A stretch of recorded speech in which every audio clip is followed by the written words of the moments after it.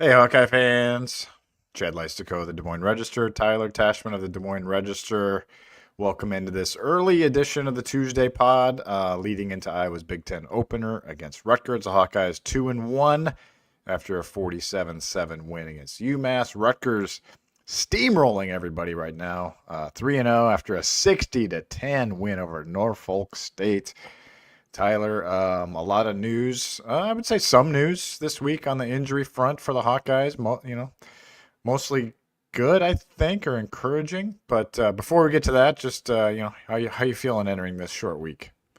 This is I feel like it's sort of like the Minnesota game last year where it's the first Big Ten game of the season. They're going on the road. It feels like it's kind of like a chance for Iowa to separate themselves from maybe like the mid to lower portion of the Big Ten. And like if Iowa loses this game, it's pretty easy to see the season kind of going off the rails pretty quickly.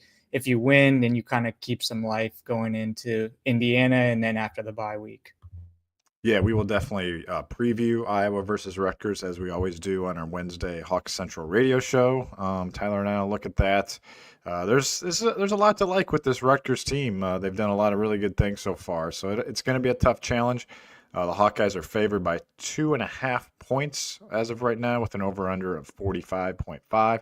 So definitely not a gimme. I think I've called this one, maybe Iowa's most winnable of the 9 games, and they're a 2.5 point favorite. I mean, maybe they'll be a bigger favorite against someone else along the way. Maybe Michigan State. Who knows? Maybe not, though. So these are the types of games, you're right, Tyler, that Iowa's going to have to win if it's going to have, a pretty good season. No question about it, especially with the one loss in the bank already at Iowa State. Certainly, one thing that should help Iowa's cause is the return of Kamari Moulton to the backfield. Now, to be clear, Kirk Ferentz did not say he will play on Friday night, but he said he's back at practice and looks good. What'd you make of Ferentz's answer on that, and your thoughts on potentially getting RB1 back in the fold? He's had 3 carries this season before he hurt his shoulder. Yeah, I mean, I wasn't overly impressed by Iowa's run game the last 2 games against Iowa State and UMass. Against Iowa State, they ran for a good amount of yards, but they ran it a lot, so yards per carry wasn't great. And then against UMass, Iowa opened it up a little bit more in the passing game, and I feel like I kind of could sense the effects of losing Caleb Johnson a little bit, especially in that Iowa State game where you didn't have someone that could kind of go off for that real explosive run on the ground. Xavier Williams was able to do so against Albany, but Iowa is just not going to be able to run the ball the way they did against Albany, in the Big Ten. So to be able to have Kamari Moulton back, who I think is pretty clearly your best option if healthy, is obviously a big help, especially now if Xavier Williams, with him being out, he was hurt against UMass, that if you don't have Kamari Moulton for some reason on Friday, then that's going to test the depth even more, because then it's just Jazz Patterson, Terrell Yeah. Washington Jr., and then Nathan McNeil. So, you kind of hope, given that Xavier Williams is out, especially, that Kamari Moulton is back. Yeah, the direct quote from Kirk Ferentz just about 2 hours ago was positive front. Looks like Kamari has got a chance to be back. He worked yesterday and today and looked fine, so hopefully we'll get him ready to roll in the game as well. And then that was my first question of the press conference was about Moulton and whether Nathan McNeil might end up in the rotation.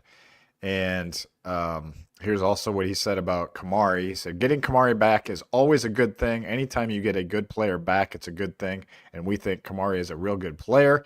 He is capable of breaking some longer runs. And if he can do that, that would be a great thing. So, I mean, that follow-up quote to me, Tyler, did sound more encouraging that, he will be back. And then he also made the joke of, what was it? Like a prisoner exchange, one in, one out type of thing.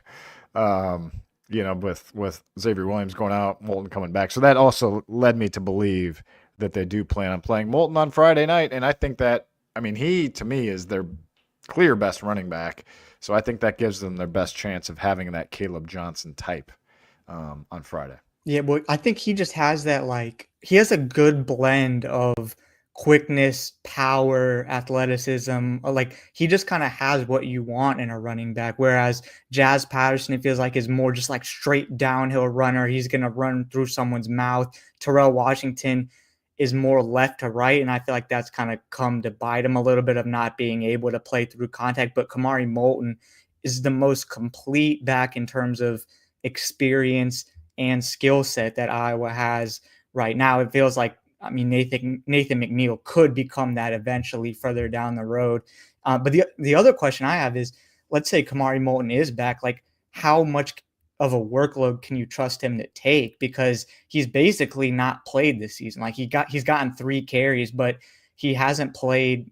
You know, he was out a little bit in fall camp too. Then he gets hurt real early in the season opener. Hasn't played the last 2 games. Like, I mean, is it realistic for him to even get more than 10 carries if he played? Like, what? I mean, I just don't know how much of, how much of a part of the offense he'll be if he is available. I mean, you would like to see him play a big role, but is he ready for that at this point? Yeah, that's something that obviously is not clear at this point. It is a short week, so yeah, I'm very curious. Let's assume he is going to play. Like, what does that look like? You know, how does the coaching staff deal with this timeshare? I think, you probably just test it out in the game and see how he looks. You know, if he's hesitant, if he's just not quite there, maybe you kind of stick with Jazz Patterson and maybe some Nathan McNeil, Terrell Washington Jr. But I got to think that Moulton's going to be itching to play. I don't think they'd put him back out there if he's not 100%. He's kind of had that sling off now.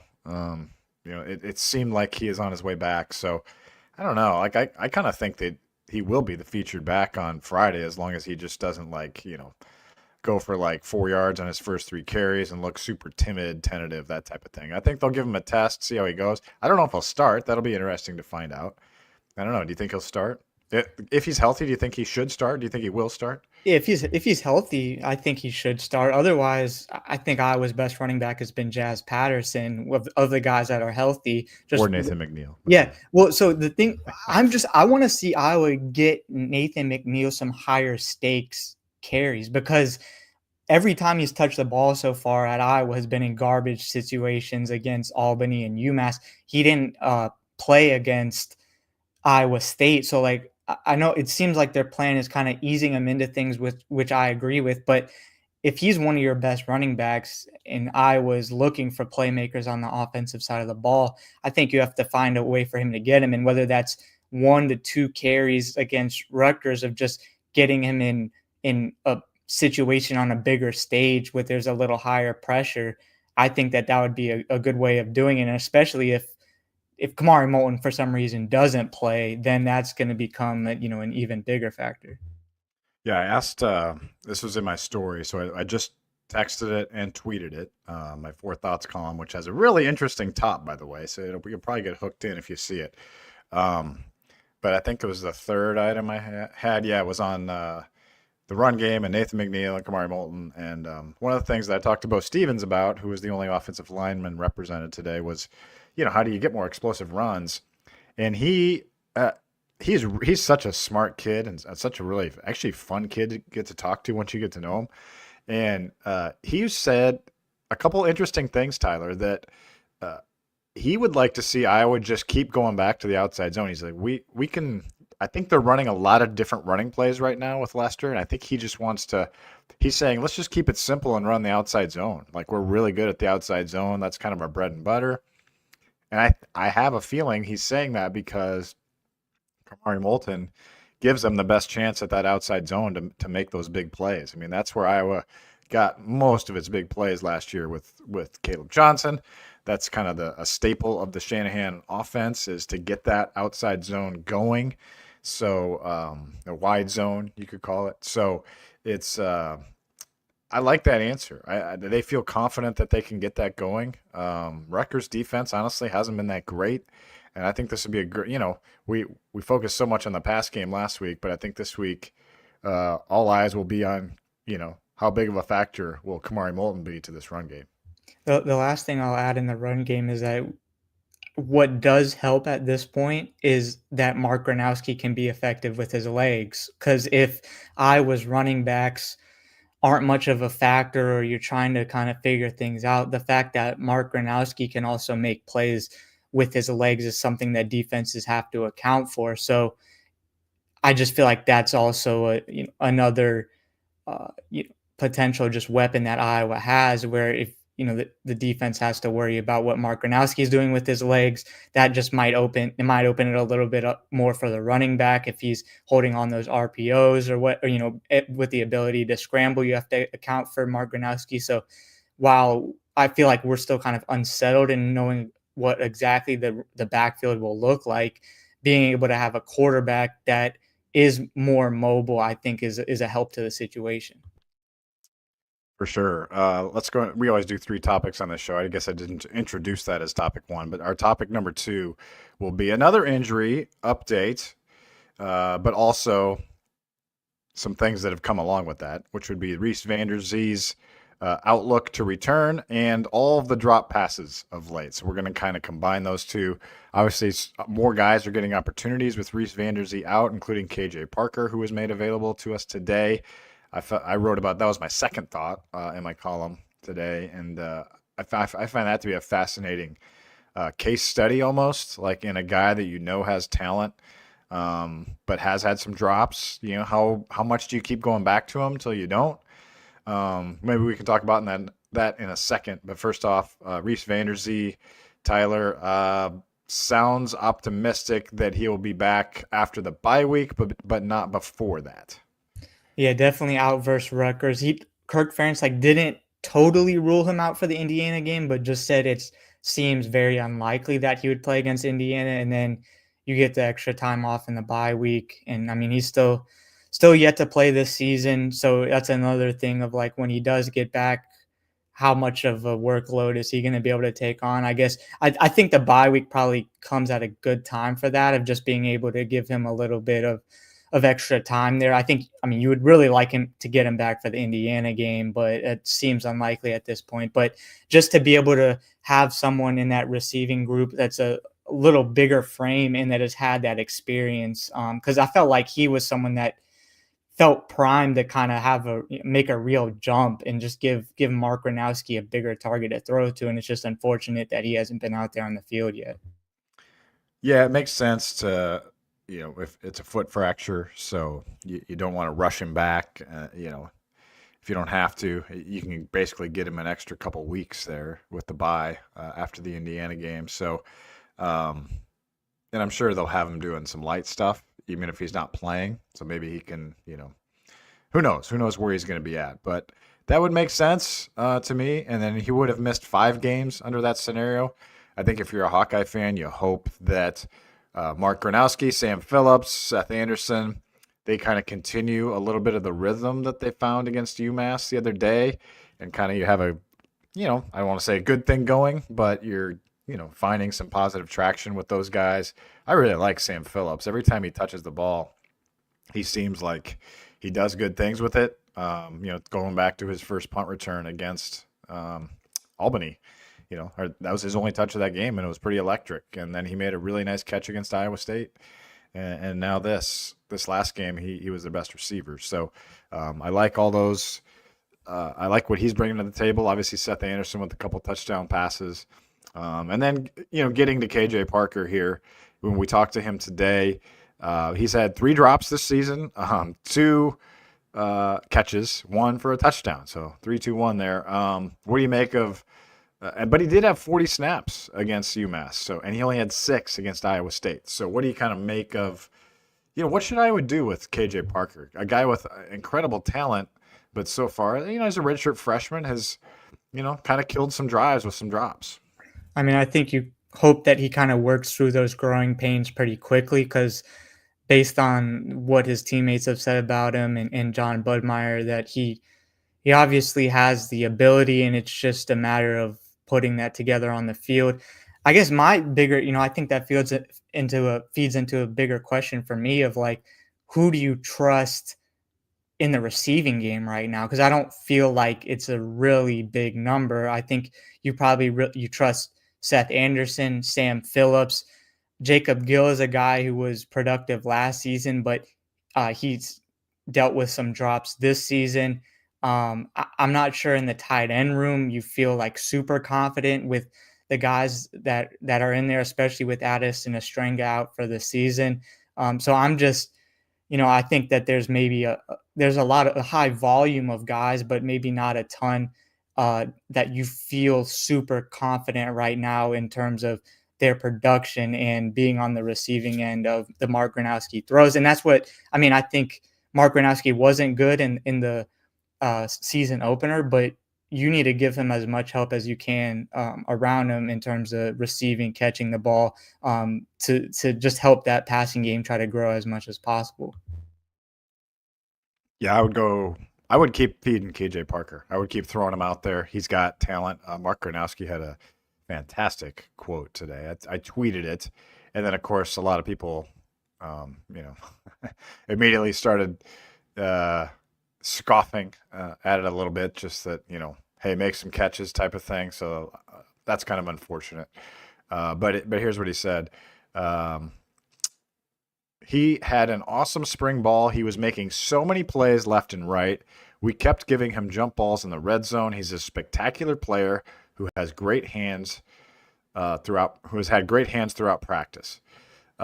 He has to continue to build that confidence in the game. Shoot, he's only a redshirt freshman, but obviously we need him now. We need him to keep progressing. So I feel like that basically frames it perfectly. They need him to keep progressing because right now the passing game still needs a jolt, and he's definitely got the potential to do it. I think the payoff is worth it if you keep going to him rather than just waiting till next year and see. I think you keep going at it. He made that catch. If he makes that touchdown catch from Hank Brown and keeps that 1 foot in bounds, like we're having a different conversation here, and he almost did. The throw is just a little bit off line, and you can just see it. He's getting open, Tyler. So I would keep going to KJ Parker. I would play him as much as possible. I don't know as much about his blocking ability. And I know that's something Sam Phillips talked about post-game as well. Like they need to block better out wide. That was something Iowa was really good at last year. So, I would, especially with Vanderzee out, I think these are two great weeks to see what you really got in KJ Parker and then kind of go from there. Yeah, I think the bigger problem more so than the kind of potential flashy plays is just making the simple ones. Like that's been the bigger issues for Iowa's receivers is not making the more simple catches. So, I think you would like to, if KJ Parker had been able to haul that one in, but more than that, it's just making the easy plays and the ones that should be very makeable that Iowa's receivers haven't been able to make on a consistent enough basis. Exactly. What topic number 3, Tyler? The No Boys. The No Boys. Seth Wall, your video on X has gotten a lot of attention. Tell me about the TJ Hall kind of funny quote there. Yeah. So TJ Hall said, "So Iowa's defense has not generated a turnover yet this season. There's been one, and it was on special teams, and so Iowa's defensive backs have nicknamed Doughboys, and it seems Seth Wallace has coined a little bit of a jab at that, calling them the No Boys because they haven't generated a turnover yet on defense. Could Rutgers be the game that Cooper DeJean has found some magic against Rutgers? So that's really the one area of Iowa's defense that you feel like has been lacking. Like they've been very good across the board, except that ball hawking, the generating those turnovers. So that's if they can kind of continue what they've been doing in every aspect thus far, and then add in generating some turnovers, like this Iowa defense looks like it could be really good again. Yeah, and Hall, Zach Lutmer today, Xavier Wampa post game, and did they bring Wampa last Tuesday? I can't remember. Well, anyway, Wampa post game. They're all saying the same things. Okay, like Phil Parker just wants us to be, reading our keys, being in the right places where we're supposed to be, and don't try to force it, and the turnovers will come. So that's the messaging, Tyler. Like he doesn't want those guys, getting jittery because the turnovers aren't coming, taking unneeded chances, then all of a sudden you're giving up the big plays. You know, you're trying to jump a route, for instance, that type of thing. And I totally get that because they've been good about not giving up big plays thus far this season. So I'm gonna trust Phil Parker there on that one, even though I know Hawk fans out there might want him to maybe take a few more chances. Um, but as they always say, defense is a team game, and it does come from some. They're going to need some pass pressure this weekend, also on Ethan Kaliakmanis, a quarterback they're very familiar with. So we talked to Max Llewellyn today about that.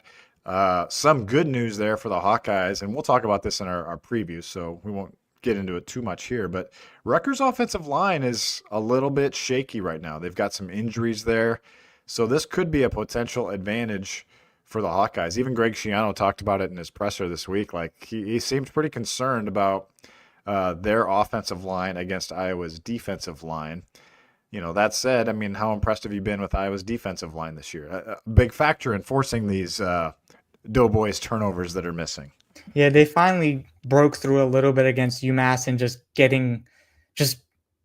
padding the stats a little bit, I guess, for the lack of a better term. But I would say the big plays, the lack of big plays to me that Iowa's defense has given up has been a real positive development. Because if you think of at this time last season, Iowa had already given up big plays to Iowa State and to Troy, who torched them deep, which was like kind of mind blowing a little bit. But there's been nothing even close to that through 3 games this season. So that's a credit to Iowa's defense, at least so far, to kind of figuring that out. And also with the turnovers, I feel like once one happens, like the floodgates are just going to open. I don't know, like once you get one and then you kind of start to build that confidence, like maybe Iowa will still end up with a lot of forced turnovers and they're just going to come in bunches this season. You don't have them for 3 games. So will you have a game with like 3 and a game with 2 and a game with 3, like where it kind of ends up evening out that Iowa, even though they haven't had any of the first 3 games, but it's going to end up, water's going to end up finding its level. Yeah, I'm real interested to see how that, when that deluge comes, because it's been 5 games now without an interception. And I think wild. And that's like, I think that's the impact of losing Jay Higgins. Like that dude forced turnovers, whether that be interceptions, fumble, stuff like that. I mean, you think about the ball he punched out against Ohio State, like that was just a great play. And then Sebastian Castro, those guys that kind of like generated chaos. Like I think Iowa might be losing that a little bit, but at the same time, I feel like there's guys on the defense that can do that this season, like a Cohen Entringer, a Zach Lutmer, a Xavier Wampa. I feel like there's guys that can do it. It's just a matter of kind of putting it together, maybe, and getting more game experience, and we'll see that kind of take off as the season goes along. Yeah, 3 years ago at Rutgers, Iowa had 2 defensive touchdowns in that game. Cooper DeJean and Kayvon Merriweather both scored on defense in that game. That was Iowa's most recent trip out east. And what else was I going to say? Oh, yeah. So speaking of Higgins, I don't think we've talked about this on the pod, but I put it in my story last week. The most recent Iowa interception is by Jay Higgins at Maryland to kind of seal that win last year. Remember, Jay came back after the hamstring injury at UCLA and kind of wasn't quite himself out there, but of course he got an interception in that game that kind of just sealed it up a little bit, and that was a fun post-game interview session with Jay. So, they do miss him a lot for sure, and it'll be interesting. I mean, Kaliakmanis is really throwing the ball well. I don't know. It's gonna be a good test for the Iowa defense. All right, ranked 3rd in the country, I believe, but Rutgers has scored 30 points in 7 consecutive games. That's the program record. So it's going to be an interesting challenge this week. It's not quite the same Rutgers you're used to. Yeah, I think what gives me a little bit of confidence is how Iowa's defense and secondary showed up against Iowa State. Like it's not a huge sample size, but we've seen them perform well on the road against a really good quarterback and a good offense. That was one of the bigger positive developments I thought from that Iowa State game. So that was one game, but I think seeing that actually unfold, that gives you a little bit of confidence that Iowa's secondary might not there might not or erase some of the concerns that we had coming into the season. But now obviously there's going to be Rutgers on the road, and then Indiana is going to present an even bigger test with Fernando Mendoza, and then you'll have Penn State and Oregon down the line. So it's gonna start to get to the real meat of Yeah. figuring out whether this Iowa defense can handle all that. Yeah, this is a great first test. It's not an impossible test, obviously, on Friday night, but it's one that Iowa really does need to pass. We will break it down, like I said, on Hawk Central on Wednesday night. For Tyler Tachman, this is Chad Leistikow on Tuesday, saying so long and talk to you soon.